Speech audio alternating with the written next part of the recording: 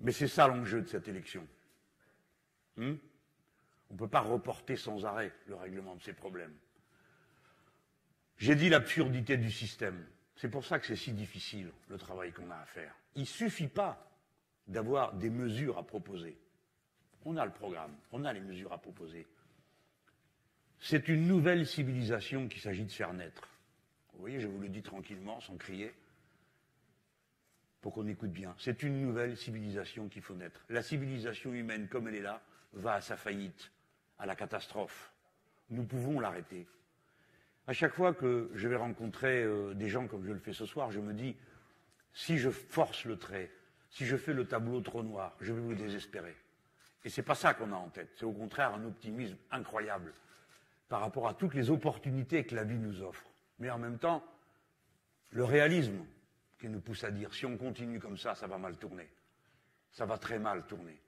Pas seulement parce que les dirigeants sont ce qu'ils sont, mais parce que la vie quotidienne est en train de fabriquer une catastrophe dont on peut sortir. Changer, ce n'est pas seulement changer la matrice productive du pays. Les institutions qui vont permettre que le peuple soit souverain et puisse vérifier à chaque étape ce qui va se passer. Changer la règle de distribution de la richesse, parce qu'il n'est pas normal, comme je l'ai dit tout à l'heure en commençant, que 8 personnes accumulent autant que la moitié des êtres humains. Et encore, là, on prend une échelle qui est celle de la planète, mais vous savez bien comment ça se passe aussi dans un pays, et un pays développé comme la nôtre. Non, le changement que nous avons, j'appelle ça changement, et dans mon bouquin, j'appelle ça révolution.